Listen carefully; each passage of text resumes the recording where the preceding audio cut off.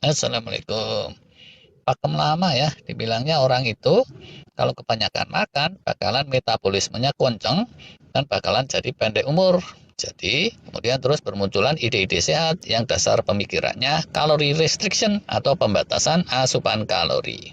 Tapi setelah dicermati lagi di zaman sekarang, ternyata soal itu tuh bergeser. Kemarin ya, saya dengerin sharingnya Dr. Paul Saladino.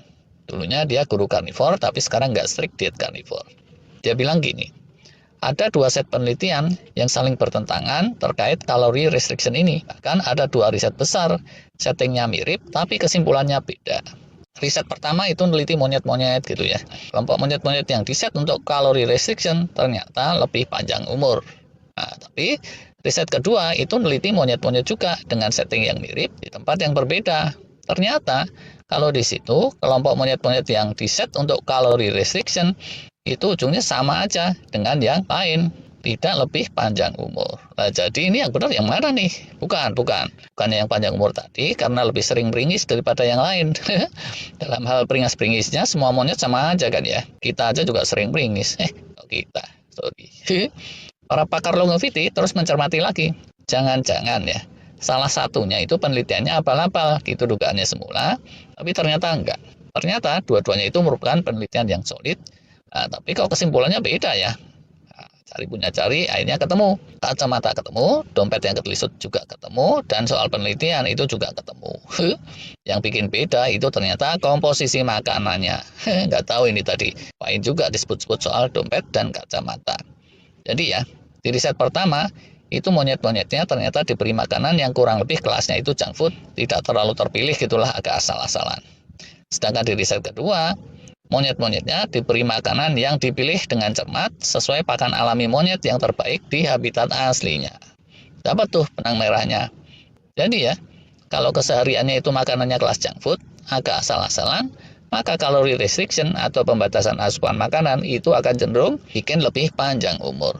Sedangkan kalau kesehariannya itu makanannya bagus, Gus, pilihan dietnya udah mantep, maka kalori restriction itu ya nggak bikin umur lebih panjang. Gitu kata Dr. Paul Saladino. Kalau digali lagi, ujungnya ini bukan soal kalori restriction atau bukan, tapi lebih mendasar dari itu. Pertamanya, itu dalam kaitannya dengan chronic inflammation.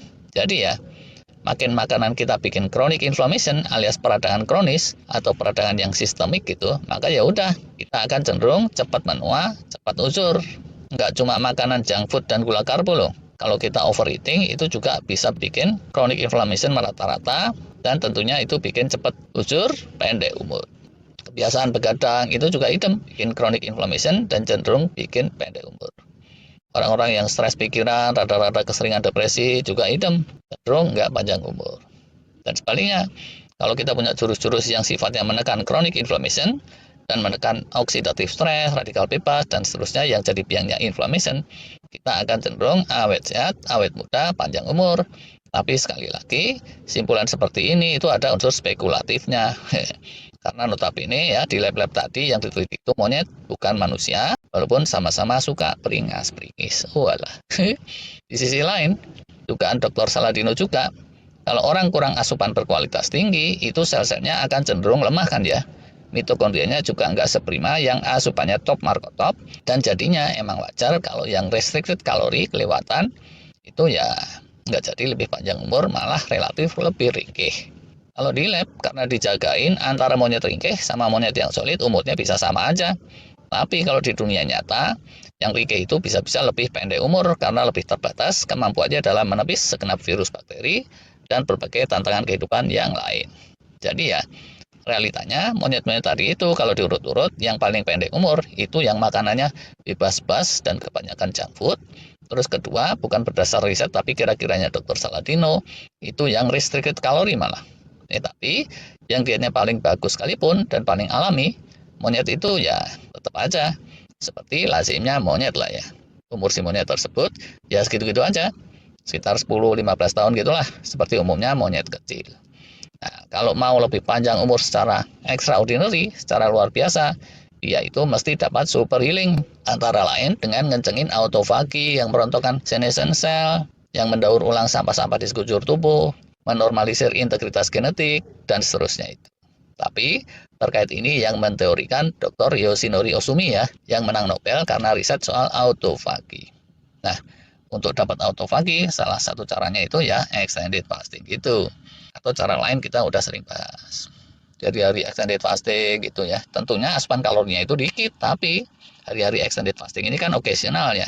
Cuma sekitar 3 harian lah dalam sebulan atau sekitar itu. Sehingga kalau di rata-rata sebulannya bisa aja itu rata-rata asupan kalori hariannya tetap normal dan bukannya kehitung diet restricted kalori atau kalori restriction.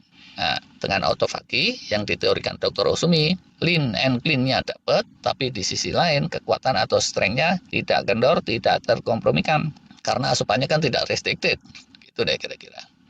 Hikmahnya ini silakan aja nih disimpulkan masing-masing. Kalau buat saya sih ya, beberapa hal ini bisa dipetik dari menggabungkan ide-idenya Dr. Saladino dan Dr. Ohsumi ini. Pertamanya ya, walaupun kalori restriction itu masih diperdebatkan, tapi kayaknya para pakar ini sepakat bahwa kita itu mesti sebisa-bisa membatasi junk food dan makanan yang memicu inflamasi sistemik. Keduanya, kalau asupan yang bagus-bagus, itu kecenderungannya kita mesti dapat banyak tapi enggak kebanyakan, enggak overeating. Karena kalau overeating ya balik jadi ambiar tadi itu.